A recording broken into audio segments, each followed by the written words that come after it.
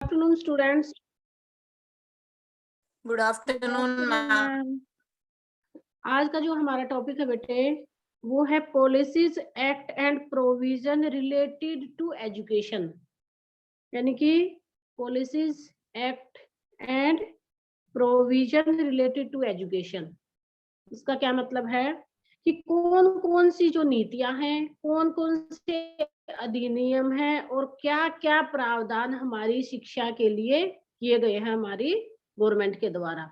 यानी कितनी क्या कोई भी मान लो एजुकेशन से रिलेटेड कोई भी कानून बनाना है या कोई भी नई पॉलिसी लानी है तो वो ऐसे तो हमारे सामने नहीं आती, क्योंकि उसके लिए हमारा जो एक्ट है उसके तहत उस पॉलिसी को भी विधानसभा में उसको है कि हमारी कौन कौन सी पॉलिसी बनी है, कौन कौन सी नीतियां बनी है, कितनी इतने एक्ट हैं, कितनी धाराएं हैं, वो इसके बारे में है।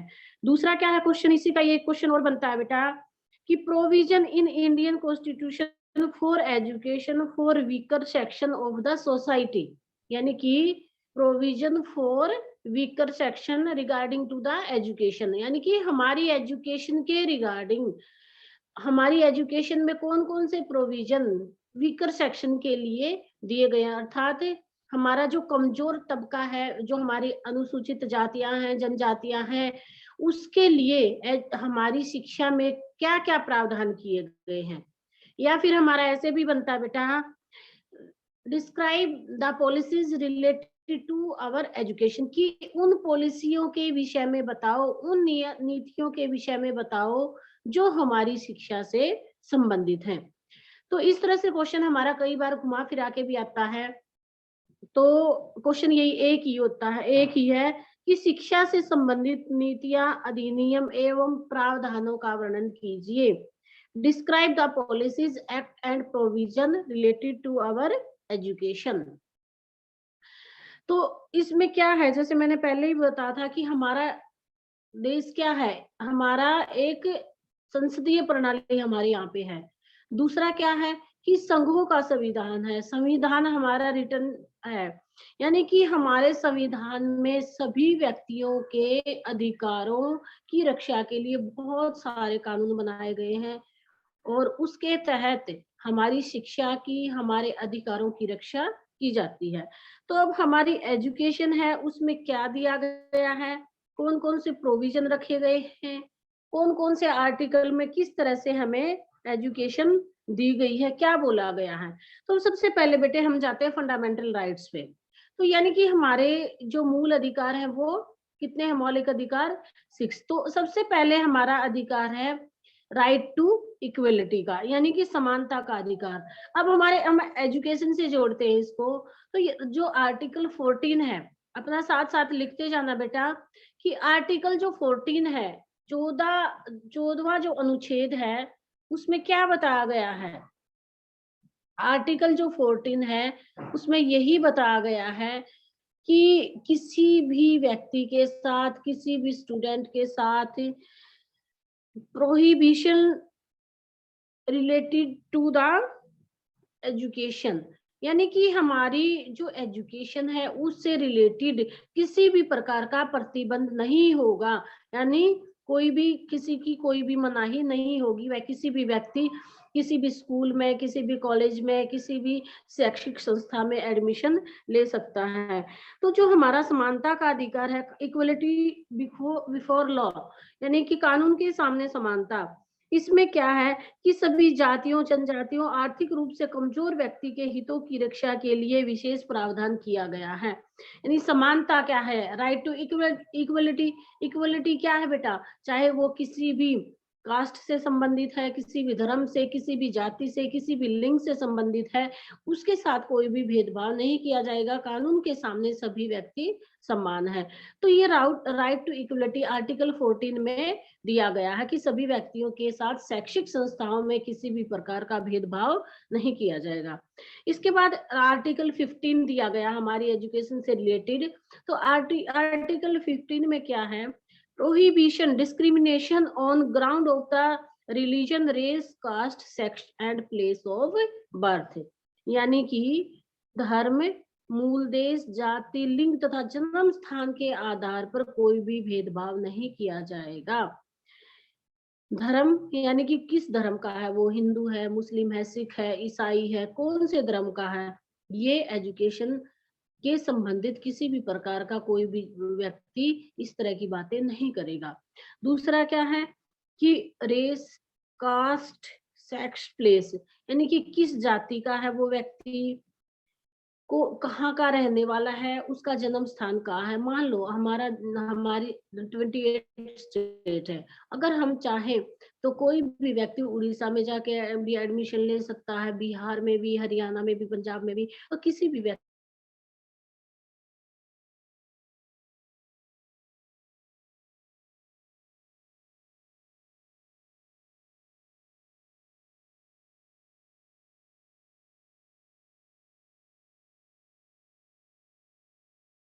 कोई संस्था इसके खिलाफ जाती है, उसको दाखिला नहीं देती, तो वो कोर्ट केस कर सकता है। इसके बाद है आर्टिकल 16 यानी अनुच्छेद 16 में क्या दिया गया है कि लोक नियोजन के विषय के अवसर की समानता, यानी कि लोक नियोजन क्या होगा बेटा, आर्टिकल 16 में यही दिया गया है कि स्टेट गवर्नमेंट या कोई भी हमारी सेंट्रल गवर्नमेंट अगर किसी भी प्रकार की कोई भी नौकरी निकालती है, कोई भी वैकेंसी निकालती है, तो उसमें राज्य के अधीन किसी भी पद पर नियुक्ति से संबंधित विषयों में सभी नागरिकों को समान अवसर दिया जाएगा। यानी कि जैसे जो हमारी जितनी भी पोस्ट निकलती है, चाहे सेंट्रल गवर्नमेंट की नौकरी निकलती है, स्टेट गवर्नमेंट की, तो उसमें किसी भी जैसे कितनी है, मान लो 10 पोस्ट है, उसमें से 5 जनरल की है, 2 एससी की, 2 बीसी की, 1 ओबीसी की, इस तरह से जो पोस्ट डिवाइड की गई है, उन्हीं पोस्टों पर उन्हीं जातियों के लोग क्या कर सकते हैं, फॉर्म भर सकते हैं। तो किसी भी राज्य से संबंधित सरकारी संस्था में अगर कोई भी नौकरी की नियुक्ति करती है, किसी का सिलेक्शन किया जाता है, तो वो भी संवैधानिक तौर पर निष्पक्ष होना चाहिए। अगर किसी व्यक्ति के नियोजन में, उसकी नियुक्ति में किसी तरह का भेदभाव किया जाएगा, तो वो आर्टिकल 16 के तहत न्यायालय का दरवाजा खटखटा सकता है। तो एक तो ये था। दूसरा क्या था कि कोई भी राज्य के अधीन किसी नियोजन या पद से संबंधित केवल धर्म या मूल या जाति स्थान से किसी आधार पर कोई भी नागरिक अपात्र होगा और न उससे विभेद किया जाएगा। यानी कि मान लो सेंट्रल गवर्नमेंट की नौकरी है, हरियाणा का कोई व्यक्ति अगर वहां पे भरना चाहता है तो वो भर सकता है, उसको अपात्र यानी कि उसको उसके लिए एलिजिबल माना जाएगा, नॉट एलिजिबल नहीं माना जाएगा, क्योंकि जब उसकी क्वालिफिकेशन उसके अकॉर्डिंग है, उनकी उसका एक्सपीरियंस उसके अकॉर्डिंग है, तो उस व्यक्ति के साथ कोई भी भेदभाव नहीं किया जाएगा। तो ये था आर्टिकल 16 यानी कि सिलेक्शन इन द जॉब। अब है आर्टिकल 17 अस्पृश्यता का अंत, यानी कि किसी भी प्रकार की जो हमारी अस्पृश्यता है, छुआछात है, उस भेदभाव को समाप्त किया जाएगा। यानी कि किसी भी व्यक्ति के साथ कि वो किस जाति का है, किस धर्म का है, उसके साथ स्कूल में, कॉलेज में या किसी भी धार्मिक स्थल पर, पार्क में या कुएं, तालाब या कहीं भी जो राज्य से सहायता प्राप्त जो संस्थाएं हैं, उनमें उस व्यक्ति पर प्रतिबंध नहीं लगाया जाएगा। जैसे इसमें क्या है कि मान लो कोई भी जैसे होटल है, कोई दुकान है या सार्वजनिक प्लेस है, जैसे प्लेटफॉर्म हो गया या हमारा बस स्टैंड हुआ या हमारा स्कूल हुआ, कॉलेज हुआ, किसी भी प्रकार की चाहे कोई स्टेशनरी है या सिंपल दुकान है, उस पर उस व्यक्ति के साथ कोई भेदभाव नहीं किया जाएगा। तो ये जो आर्टिकल 17 है, इसमें यही बताया गया बेटा कि अगर किसी व्यक्ति के साथ भेदभाव किया जाता है, तो वो व्यक्ति अपने अधिकारों की रक्षा के लिए आर्टिकल 17 का सहारा लेकर वो अपनी क्या कर सकता है, अपने अधिकारों की रक्षा कर सकता है। तो इस तरह से ये आर्टिकल 17 में दिया गया है। अब है आर्टिकल 19। आर्टिकल 19 में क्या दिया गया है, ये है राइट टू फ्रीडम, स्वतंत्रता का अधिकार 18 से किस तक। तो इसमें क्या है, स्वतंत्रता में क्या है बेटा कि हम कोई भी किसी भी प्रकार को अपनी अभिव्यक्ति यानी कि अपनी हम जो हमारे व्यूज है, जो हमारे थॉट है, उनको हम किसी के सामने भी अभिव्यक्त कर सकते हैं। अब हम कहीं भी घूम सकते हैं, कहीं पर भी नौकरी कर सकते हैं, कहीं भी अपना मकान बना सकते हैं। इस तरह से उसके साथ कोई भी किसी भी प्रकार की नहीं किया जाएगा। अगर भेदभाव किया जाएगा, मान लो कोई भी व्यक्ति राज्य के क्षेत्र के में राज्य के द्वारा जो भी स्थान है या सहायता प्राप्त संस्थाएँ हैं, तो उसमें उस व्यक्ति को पूर्ण स्वतंत्रता का अधिकार, लेकिन हाँ, एक शर्त के आधार पर कि वो व्यक्ति अपनी स्वतंत्रता के साथ-साथ दूसरे व्यक्ति की स्वतंत्रता का भी हनन ना करे। वो धर्म का प्रचार भी कर सकता है, लेकिन अपने चाहे वो तिलक लगाए, चाहे वो टोपी पहने, ये उसको स्वतंत्रता है। लेकिन उसको ये भी स्वतंत्रता नहीं है कि वो दूसरे के धर्मों को हानि पहुँचाए। तो कहीं भी घूमने की, फिरने की, पार्क जाने की, किसी भी ट्रेन में कहीं भी यात्रा करने की उसको स्वतंत्रता है, फ्रीडम है। कोई भी एजुकेशन वो ले सकता है, किसी भी संस्था में वो जहाँ एलिजिबल है वहाँ एडमिशन ले सकता है, अपनी पढ़ाई पूरी कर सकता है, नौकरी कर सकता है। तो इस तरह से हमारे संविधान की तरफ से उनको पूर्ण स्वतंत्रता दी जाती है। इसके बाद है शोषण के विरुद्ध अधिकार।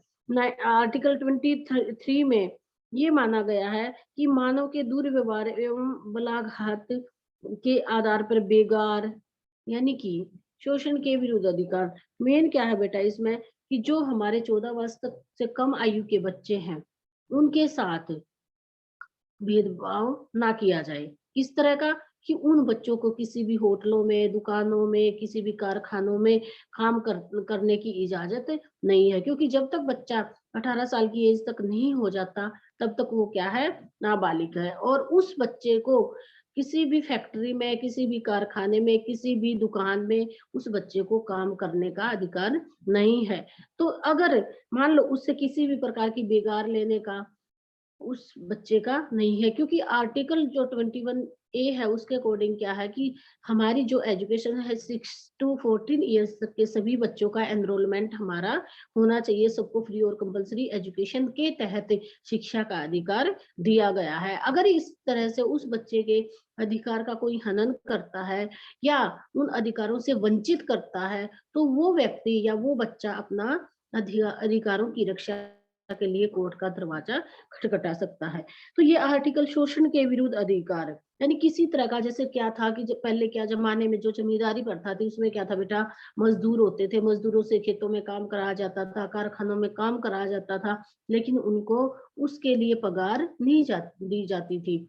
उनके लिए जो जो पैसा उसका बनता था वो नहीं दिया जाता था। तो ये भी कानून के विरुद्ध है। कानून के तहत हम अपना जो काम का जो पैसा है, जो हमारी मजदूरी है, जो हमारा मूल वेतन है, उसको हम ले सकते हैं। इसके बाद है आर्टिकल 24 कारखानों में बालकों के श्रम पर प्रतिरोध, यानी कि जितनी भी फैक्ट्रीज हैं वहां पे बच्चों से किसी भी प्रकार का कार्य नहीं करवाया जाएगा, क्योंकि जो मैंने अभी बताया था कि आर्टिकल 21 के तहत बच्चों को फ्री और कंपल्सरी एजुकेशन के तहत 100% एनरोलमेंट हमारा एजुकेशन के लिए होना चाहिए। तो इसलिए 14 वर्ष तक के किसी भी बच्चे को किसी भी कंपनी में, किसी भी दुकान पर, किसी भी होटल पर, किसी भी जगह उसको उसको श्रम करने का या परिश्रम करने का या दिहाड़ी मजदूरी करने का अधिकार नहीं दिया गया है। इसके बाद है धर्म संबंधी अधिकार, यानी कि आर्टिकल 25 में ये दिया गया है कि कोई भी व्यक्ति अपने धर्म का स्वतंत्रता से प्रचार कर सकता है, चाहे वह किसी भी धर्म से संबंधित है, उसका आचरण कर सकता है, उसके नियमों का पालन कर सकता है, अपने धर्म के अनुसार वो अपना भजन कीर्तन जो भी उनको करना है वो कर सकते हैं। लेकिन उसमें फिर वही एक बात है कि हम अपने धर्म का प्रचार करते हुए हमें कुछ जो नियम है, कुछ जो कानून बने हैं उनके तहत ही हम अपना प्रचार करेंगे। उन नियमों से बाहर हम अपने धर्म का प्रचार नहीं कर सकते। और दूसरा क्या है कि अपने धर्म के साथ-साथ हमें दूसरे लोगों के धर्मों की भी रक्षा करनी होगी, उनका भी मान-सम्मान करना होगा, उन्हें किसी भी तरह से हानि नहीं पहुँचा सकते। इसके बाद क्या है आर्टिकल 26। आर्टिकल 26 में क्या किया है, धार्मिक कार्यों के प्रबंध की स्वतंत्रता।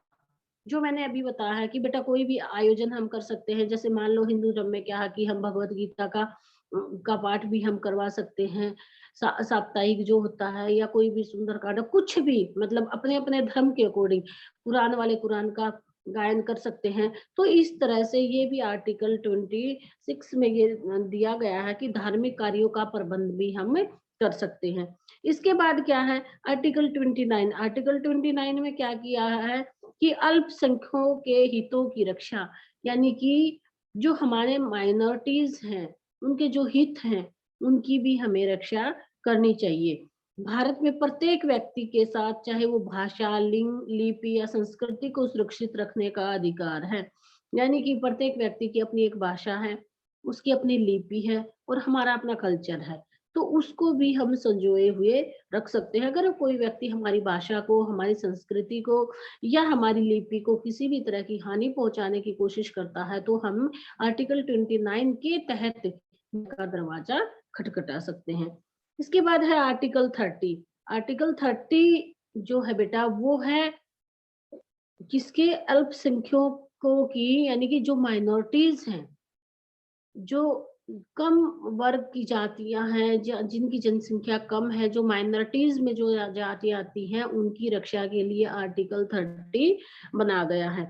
तो इसमें क्या दिया गया है, इसमें भी यही दिया गया है कि अल्पसंख्यकों में चाहे वो किसी भी धर्म या भाषा या जाति पर आधारित हो, वो अपनी पसंद की शिक्षा संस्थाएं स्थापित करने का, प्रबंध करने का, दाखिला लेने का उनको अधिकार है। मान लो कोई माइनॉरिटीज है, जैसे उड़ीसा के जंगलों में रहने वाली कुछ जनजातियां ऐसी हैं बेटा, जैसे टोपरो जाति है, इस तरह की कई जातियां हैं। तो वो अगर चाहे तो अपने लिए अपनी कोई स्कूल है, कोई कॉलेज है, कोई शैक्षिक संस्था है, उसका वो प्रबंध कर सकती हैं, कुछ शिक्षा संस्थाएं, स्कूल खोल सकती हैं, उनको मैनेज कर सकती है और उनको चला सकती हैं। तो इस तरह देखा जाए तो हमारी जो एजुकेशन से रिलेटेड बहुत सारी चीजें हमारे संविधान में दी गई है कि प्रत्येक व्यक्ति अपनी शिक्षा को प्राप्त करे, आगे बढ़े, अपने जीवन में उन्नति करे। तो इसके बाद है आर्टिकल 338 यानी 338, आर्टिकल 338 तो इसमें क्या दिया गया है कि इस अनुच्छेद के तहत विभिन्न जातियों जनजातियों के लिए विशेष अधिकारी की नियुक्ति की गई है। यानी कि बेटा जो आर्टिकल 338 है उसमें जो जनजातियां हैं उनसे रिलेटेड है। मैंने क्वेश्चन क्या बोला था स्टार्टिंग में कि what are the provision related to the minorities या फिर SC BC OBC। तो इसमें माइनॉरिटीज में वही हमारी अनुसूचित जातियां हैं, शेड्यूल कास्ट है, कोई भी कास्ट SC है, BC है, OBC है, तो उससे रिलेटेड कौन कौन से प्रोविजन है। तो ये जो आर्टिकल 338 है इसमें क्या है कि हमारी जो भी जनजातियां चाहे वो जंगलों में रहती हैं, पहाड़ों में रहती हैं, कहीं भी रहती हैं, उनकी शिक्षा के लिए जो उनके शिक्षा के अधिकारों की रक्षा के लिए एक अधिकारी की नियुक्ति की गई है और उस अधिकारी की नियुक्ति, उसका सिलेक्शन सिर्फ राष्ट्रपति ही करेगा। यानी कि हमारा प्रेसिडेंट ही हमारे जो माइनॉरिटीज जो व्यक्ति हैं उनके अधिकारों की रक्षा के लिए, उनके जो फंडामेंटल राइट्स हैं उनकी रक्षा के लिए एक अधिकारी का चुनाव किया जाएगा, जिसका चुनाव राष्ट्रपति की सलाह पर ही होगा। इसके बाद दूसरा क्या दिया गया है कि वो जो जिस व्यक्ति का हमने सिलेक्शन किया है SC वर्ग के लिए, ST वर्ग के लिए, OBC के लिए, कि ये OBC को रिप्रेजेंट करेगा या इनके अधिकारों की रक्षा के लिए लड़ेगा, कानून बताएगा, कौन कौन से नियम है उसके विचारे में वो विचार व्यक्त करेगा। तो वो व्यक्ति जब राष्ट्रपति उनका चुनाव करता है तो वो व्यक्ति उनसे संबंधित जो बातें हैं वो संसद में भी प्रस्तुत करेगा, वो नियम बनाएगा, कानून बनाएंगे और वो कानून हमारी दोनों ही चाहे लोकसभा है और राज्यसभा दोनों सदनों में उसको पारित किया जाएगा। इसके बाद है आर्टिकल 339 यानी कि आर्टिकल 399। इसके तहत क्या है कि जितनी भी हमारी SC BC OBC schedule caste है, जितनी भी अनुसूचित जातियां हैं, जनजातियां हैं, उनकी भलाई के लिए केंद्र का नियंत्रण होगा। यानी कि सेंट्रल गवर्नमेंट को इसका दिया गया। सेंट्रल गवर्नमेंट में क्या है कि चाहे वो राज्यों से संबंधित है या किसी भी संघ से संबंधित है, किसी भी स्टेट से संबंधित है, तो उससे रिलेटेड यानी जो हमारी माइनॉरिटीज से रिलेटेड जितनी भी समस्याएं हैं उनको कौन हैंडल करेगा, वो सेंट्रल गवर्नमेंट ही करेगी, यानी कि राज्य सरकार इसमें नहीं भाग लेगी। केवल केंद्र सरकार ही सुप्रीम कोर्ट के तहत या फिर हमारे हाई कोर्ट के तहत जितने भी जो भी नियम बनाए गए हैं, जो भी कानून बनाए गए हैं, उनके तहत उनकी रक्षा वो करेगी। इसके बाद क्या है कि आर्टिकल 340 यानी कि आर्टिकल 340 इसमें क्या दिया गया है कि पिछड़े वर्गों की स्थितियों की छानबीन हेतु एक आयोग का गठन किया जाएगा, यानी कि एक संस्था बनाई जाएगी, एक संगठन बनाया जाएगा, एक ऑर्गेनाइजेशन की स्थापना की जाएगी। किसके लिए?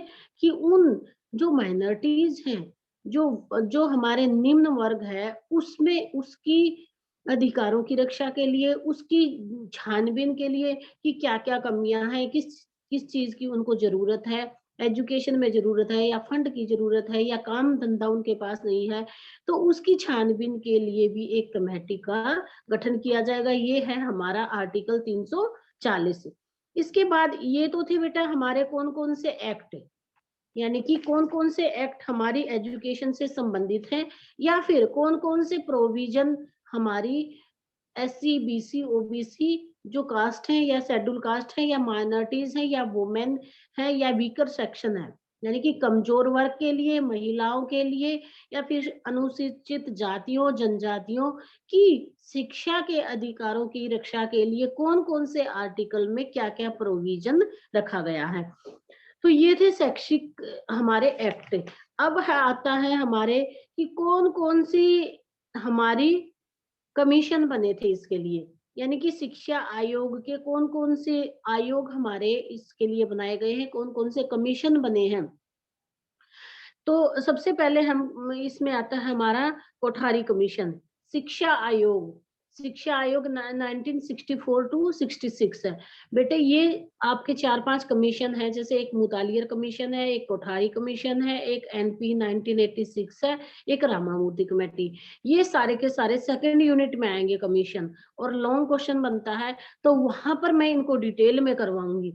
लेकिन यहाँ पर सिर्फ हमारा एजुकेशन से रिलेटेड जो बातें इन कमीशन ने बताई हैं उसके विषय में हम डिस्कस करेंगे, ठीक है। तो जो आपका अलग से जितना भी कमीशन का है वो हम नेक्स्ट क्लास में या फिर नेक्स्ट यूनिट में हम करवाएंगे। तो अभी आपका क्वेश्चन यही बनेगा कि कौन कौन से एक्ट हैं, कौन कौन से हमारी कमेटियां बनी है। तो सबसे पहले फर्स्ट कमेटी जो है, हमारा फर्स्ट कमीशन जो है वो है कोठारी कमीशन, जिसने हमारे वीकर सेक्शन के लिए, वुमेन के लिए या फिर हमारी एससी, बीसी, ओबीसी जो हमारी शेड्यूल कास्ट है उनके लिए क्या क्या प्रोविजन बताया गया है, कौन कौन सी नीतियां बताई गई हमारी एजुकेशन से रिलेटेड। तो सबसे पहले क्या था कि कोठारी कमीशन ने क्या माना, शिक्षा महत्वपूर्ण सामाजिक उद्देश्यों में से एक है, यानी कि ये हमारा जो सोशल जो ऑब्जेक्टिव है या एम है सॉरी, तो उससे संबंधित है। यानी कि हमारा जो सामाजिक जो मेन उद्देश्य है वो है शिक्षा। ये किसका मानना है? कोठारी कमीशन का। कोठारी कमीशन की स्थापना कब हुई थी? 1964 में। ये बनकर तैयार हुआ, 64 से 66 तक इसको लागू किया गया। तो इसमें क्या बोला गया बेटा? इसमें यही बताया गया कि सभी स्तरों पर शिक्षा को निःशुल्क होनी चाहिए। यानी कि सबसे पहले कोठारी कमीशन का जो मेन जो पॉइंट था वो था फ्री और कंपलसरी एजुकेशन फॉर ऑल। तो कोठारी कमीशन ने ये माना कि सबके लिए निःशुल्क शिक्षा होनी चाहिए। सेकंड था हमारा प्राथमिक स्तर पर निःशुल्क पुस्तकों का, यानी कि फ्री बुक्स का प्रोविजन रखा गया। एजुकेशन भी फ्री, बुक्स भी फ्री। इसके बाद क्या था? स्कूलों में पुस्तक बैंक, यानी कि लाइब्रेरी स्टेबलाइज करना। स्कूलों में, प्रत्येक स्कूल में लाइब्रेरी होनी चाहिए। इसके बाद था छात्रों और छात्राओं के लिए छात्रवृत्ति का प्रोविजन, यानी कि स्कॉलरशिप फॉर गर्ल्स चाइल्ड और जो माइनॉरिटीज हैं उनके लिए। यानी कि या फिर कोई भी आर्थिक रूप से, इकोनॉमिक रूप से अगर कोई स्टूडेंट वीक है या फिर गर्ल्स चाइल्ड है या फिर एससी है, बीसी है या ओबीसी है, किसी भी कास्ट से संबंधित है, तो स्कॉलरशिप का भी प्रोविजन हमारे कोठारी कमीशन ने दिया। इसके बाद क्या था कि फ्री ट्रांसपोर्ट हमारे इस कमीशन ने ये भी प्रोविजन रखा कि बच्चों को लाने ले जाने के लिए ट्रांसपोर्ट भी फ्री होना चाहिए। तो इस तरह से जी 6-7 जो प्रोविजन थे वो हमारी कोठारी कमीशन ने दिए। सबसे पहले क्या था, free education, free books, library का होना, ट्रांसपोर्ट का होना, और दूसरा क्या है कि प्रत्येक पुस्तकालय होना चाहिए, छात्र छात्राओं को एजुकेशन लोन भी इसने ही बोला कि छात्र छात्राओं को अपनी एजुकेशन को आगे बढ़ाने के लिए लोन का भी प्रोविजन होना चाहिए। इसके बाद था सेकंड जो हमारा है वो है नेशनल पॉलिसी ऑफ एजुकेशन 1986। ठीक है, ये था हमारा कोठारी कमीशन ने ये प्रोविजन दिए। इसके बाद हमारी 1986 वाली एनपी है, उसने कौन कौन से प्रोविजन दिए, कौन कौन से प्रावधान दिए। सबसे पहले है राष्ट्रीय शिक्षा पद्धति। जो नेशनल जो पॉलिसी ऑफ एजुकेशन है उसने क्या माना कि जब तक निश्चित स्तर की शिक्षा तक बिना किसी जाति धर्म लिंग के भेदभाव से सभी व्यक्तियों तक हमें एजुकेशन पहुंचानी है, यानी कि 100% एनरोलमेंट हमारा होना चाहिए। इसका मतलब क्या है कि कोई भी वर्ग, कोई भी जाति, कोई भी धर्म, कोई भी लिंग, कोई भी बच्चा हमारा एजुकेशन से वंचित ना रहे, इसके लिए हमें 100% एनरोलमेंट यानी कि पूरे के पूरे 100% हमारा एनरोलमेंट या दाखिला प्रक्रिया हमारी होनी चाहिए।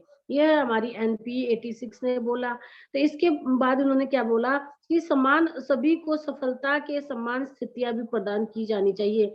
समानता का अर्थ क्या है कि हर व्यक्ति को शिक्षा प्राप्त करने के समान, यानी right to equality, right to equal education opportunity, यानी कि शैक्षिक अधिकारों की, शैक्षिक जो हमारे राइट्स हैं, राइट टू इक्वलिटी यानी समानता के तहत, right to equality, equal educational opportunity, यानी कि जो हमारे शैक्षिक अवसर हैं उनका भी हमें ये अधिकार है, सबको समान रूप से समान शिक्षा दी जानी चाहिए। दूसरा क्या बोला इसने, सभी वर्गों को समान शिक्षा, opportunity to equal education to all categories, यानी कि जितनी भी कैटेगरी है हमारी, चाहे कितनी भी हैं, उनको समान एजुकेशन यानी इक्वल एजुकेशन का प्रोविजन हमारी एनपी ने रखा, नेशनल पॉलिसी ऑफ एजुकेशन 1986। इसके बाद इन्होंने और क्या माना, इन्होंने वुमेन एजुकेशन पर फोकस किया गया। फिर है अनुसूचित जातियों यानी कि जो हमारी शेड्यूल कास्ट है उनके ऊपर।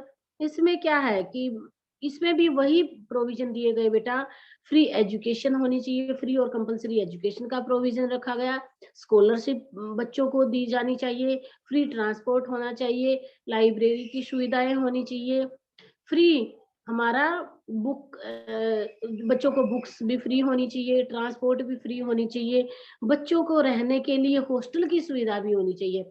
इसका जो हमारी कोठारी कमीशन और हमारी एनपी में ये डिफरेंस, एक पॉइंट का ये डिफरेंस है कि इन्होंने हॉस्टल, इसी के तहत हमारे नवोदय विद्यालय खुले।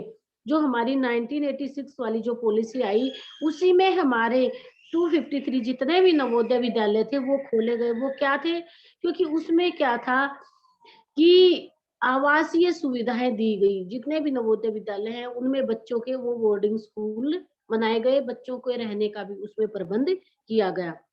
इसके बाद क्या था कि अनुसूचित जातियों के अध्यापकों की नियुक्ति करना। उन्होंने ये भी माना कि बच्चों को पढ़ाने के लिए जो शेड्यूल कास्ट हैं, जो हमारी माइनॉरिटीज हैं, उनमें टीचर्स का भी सिलेक्शन होना चाहिए, वुमेन टीचर भी होनी चाहिए, एससी बीसी जो ओबीसी जो क्लासेज हैं उनमें से भी टीचरों का सिलेक्शन किया जाना चाहिए। इसके बाद क्या है, education for schedule tribals area, यानी कि अनुसूचित आदिवासियों के लिए, जनजातियों के लिए, ट्राइबल एरिया जो है हमारा, इसमें क्या है कि जितने भी हमारे जितने आदिवासी हैं, जितनी जातियां, जैसे मैंने बताया था कि सबसे ज्यादा हमारी एमपी और उड़ीसा की साइड है जितनी भी ट्राइबल एरिया है, तो उसमें भी सभी व्यक्तियों को समान रूप से एजुकेशन का प्रोविजन रखा गया। उन जनजातियों के लिए भी स्कूल खोलना, वहाँ पे प्रौढ़ शिक्षा केंद्र खोलना, या फिर जैसे हमारी आंगनवाड़ी खोलना, छोटे छोटे स्कूल वहाँ खोले जाए ताकि बच्चे अपनी एजुकेशन ले सके। दूसरा क्या था कि हमारा और एक प्रोविजन क्या था कि प्राइमरी स्कूलों की स्थापना, उन जनजातियों में भी सबसे पहले उन्होंने ये माना कि प्राइमरी स्कूल तो एटलीस्ट होने ही चाहिए, कि प्राइमरी स्कूल खोले जाएंगे। इसके बाद क्या है कि 1 किलोमीटर के दायरे में कम से कम एक प्राइमरी स्कूल जरूर होना चाहिए, ताकि वो बच्चे शिक्षा से वंचित न रह सके। इसके बाद क्या था कि आंगनबाड़ी भी खोलनी चाहिए, प्रौढ़ शिक्षा केंद्र भी होने चाहिए, ताकि हर वर्ग का व्यक्ति वहां पर एजुकेशन ले सके। इसके बाद क्या है, शैक्षिक रूप से पिछड़े हुए अदर जो बैकवर्ड क्लास है, अदर जो बैकवर्ड सेक्शन है, हमारा जो एरिया है, उसमें भी एजुकेशन का प्रोविजन हमारी एनपीई ने रखा है। यानी राष्ट्रीय पॉलिसी ऑफ एजुकेशन का ये मानना है कि जो हमारी अदर्स यानी ओबीसी की जो क्लास है, जो कास्ट है, जितनी भी कास्ट इसमें ओबीसी में आती है, उनके लिए भी समान रूप से एजुकेशन का प्रोविजन होना चाहिए। इसी तरह से प्रौढ़ शिक्षा केंद्र है, प्राथमिक स्कूल है, आंगनवाड़ी है, इस तरह की छोटी छोटी शैक्षिक संस्थाएं खोली जानी चाहिए। इसके बाद है एजुकेशन फॉर माइनॉरिटीज, अल्पसंख्यक वर्ग के लिए समानता एवं सामाजिक न्याय को सम्मुख रखते हुए उन्होंने इन शैक्षिक संस्थाओं को खोलने का प्रोविजन रखा। फिर क्या है, एजुकेशन फॉर हैंडीकैप्ड, जो हमारी एनपी है, इसने हैंडीकैप्ड के लिए भी प्रोविजन रखा कि जो बच्चे लाचार हैं, जो चलने में, फिरने में, सुनने में, यानी डिसेबल जो बच्चे हैं, उनको भी शैक्षिक संस्थाओं में। चिंटी,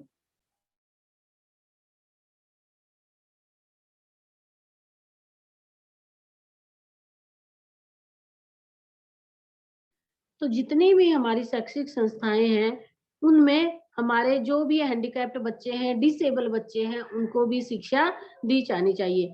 इसके बाद क्या था कि अडल्ट एजुकेशन, इन्होंने अडल्ट एजुकेशन के लिए जैसे क्या था कि हमारी प्रौढ़ शिक्षा केंद्र खोले गए, रेडियो है, टीवी है, इसके थ्रू जो हमारे चैनल्स थे, उन पर भी एजुकेशन का प्रोविजन रखा गया कि बच्चे जो दूर दराज का जो एरिया है, जो ट्राइबल एरिया है, वहां पर भी हम अपनी एजुकेशन को पहुंचा सके।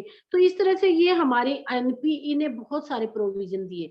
सबसे पहले कोठारी कमीशन, इसके बाद सेकंड जो पॉलिसी थी वो हमारी एनपी 1986 यानी कि राष्ट्रीय शिक्षा नीति। इसके बाद है थर्ड है बेटा इसी में, ये है हमारी रामामूर्ति कमेटी, यानी कि राष्ट्रीय शिक्षा नीति, नेशनल एजुकेशन पॉलिसी 1990, राष्ट्रीय शिक्षा नीति 1990 वाली। तो 1990 में भी हमारी एक पॉलिसी बनी, एक कमीशन बना, उसका संगठन हुआ, उसने भी शिक्षा पर बहुत अधिक फोकस किया। तो इसने क्या माना, इसने भी यही माना कि शिक्षा के लिए सबसे पहले क्या होना चाहिए, रिमीडियल कोचिंग होनी चाहिए, यानी कि बच्चों की, जो बच्चे उपचारात्मक शिक्षण उनके लिए होना चाहिए।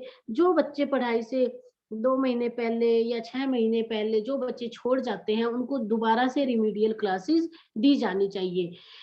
दूसरा क्या है कि अगर कोई बच्चा किसी कारणवश किसी स्कूल में एडमिशन नहीं ले पाता, तो उनके लिए जो हमारे अल्टरनेटिव जो स्कूल हैं वो खोले जाने चाहिए। इसके बाद है strategy in the tribal religion. फिर वही बेटा, हर कमीशन ने अपने अपने व्यूज दिए हैं, लेकिन किसके रिगार्डिंग, चाहे हमारा ट्राइबल एरिया है, चाहे वुमेन है, या वीकर सेक्शन है, या फिर इकोनॉमिकली जो वीक जो सेक्शन है उसके लिए सॉरी बेटा। तो इस तरह से फिर इन्होंने क्या माना कि आदिवासियों के लिए कार्य मुक्ति होनी चाहिए ट्राइबल एरिया में, स्कूलों की arrangement, arrangement of library, arrangement of schools है, या फिर करिकुलम में इन्होंने माना।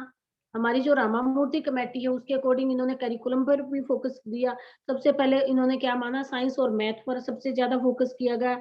इसके बाद क्या था कि इन्होंने लैंग्वेज पर, और दूसरा क्या कि इन्होंने क्रिएटिविटी के लिए रिटन और ओरल दोनों तरह का बच्चों की शिक्षा में प्रावधान रखा गया। इसके बाद क्या हुआ कि इस अनुसूचित जाति और जनजातियों के अध्यापकों की नियुक्ति, appointment for the schedule caste and schedule tribal teacher. देखो बेटा, कोठारी कमीशन ने टीचर्स के लिए नहीं बोला था, लेकिन हमारी एनपी 86 ने भी बोला और रामामूर्ति कमेटी ने भी बोला।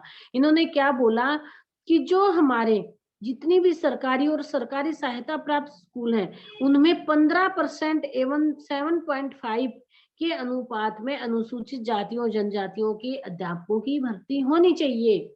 यानी कि क्या माना इन्होंने कि कम से कम 15% हमारे कौन होने चाहिए, एससी, और 7.5 हमारे शेड्यूल कास्ट यानी कि एसटी का सिलेक्शन जरूर होना चाहिए। किसमें? टीचर भर्ती के लिए। एससी के लिए 15% और एसटी के लिए इन्होंने 7.5% रिजर्वेशन रखा गया।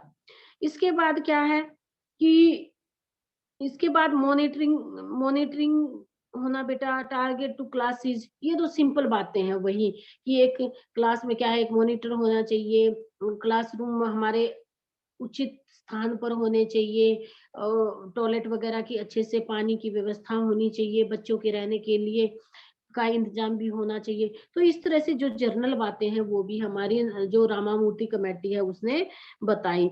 अब इसके बाद क्या था कि जो हमारी सेंट्रल एडवाइजरी बोर्ड का गठन हुआ था 1992 में, जो हमारा केंद्रीय शिक्षा सलाहकार बोर्ड, सेंट्रल एडवाइजरी बोर्ड जो 1992 में बना था, उसने भी यही माना कि हमारे जितनी भी SC education of the SC ST and other educational backward section, उन्होंने ये माना कि हमारी जितनी भी अनुसूचित जाति हैं, जनजाति हैं या शैक्षिक रूप से पिछड़े हुए अन्य वर्ग हैं, उनकी पढ़ाई पर सबसे अधिक फोकस हमें करना चाहिए, तभी हम उन्नति कर सकते हैं।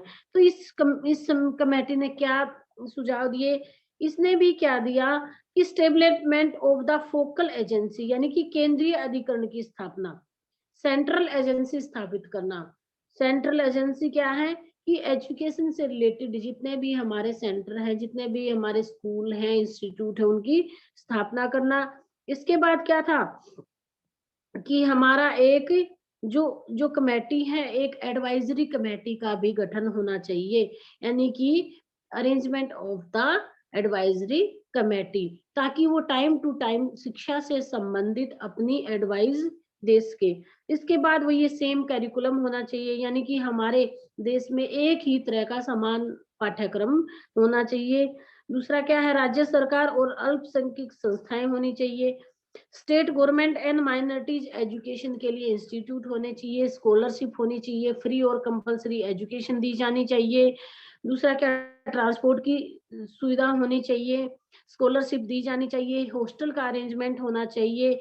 और इसके बाद जो मेन पॉइंट था 1995 में क्या आया कि मिड डे मील जरूर देना चाहिए, एमडीएम, यानी कि 1995 15 अगस्त 1995 में मिड डे मील की शुरुआत की गई और स्टार्टिंग में 12 करोड़ बच्चों को इसका लाभ दिया गया। कि इसी के तहत जो हमारी एडवाइजरी कमेटी 1992 में बनी थी, उसने ये माना कि बच्चों को दोपहर का भोजन भी दिया जाना चाहिए। इसके बाद और क्या माना इस कमेटी ने? रिमीडियल कोचिंग होनी चाहिए, वोकेशनल एजुकेशन पर फोकस किया गया। फिर क्या है, अडल्ट एजुकेशन होनी चाहिए, प्रौढ़ शिक्षा कार्यक्रम होने चाहिए, सर्व शिक्षा अभियान भी लागू किया गया। तो ये थी हमारी education for minorities weaker section x, हमारी एससी बीसी ओबीसी के लिए हमारी गवर्नमेंट ने कौन से प्रोविजन रखे गए हैं। ठीक है, अब अगर ये क्वेश्चन जो बनता है बेटा, ये क्वेश्चन इसी तरह से आता है कि व्हाट आर द प्रोविजन या एक्ट या कमेटी,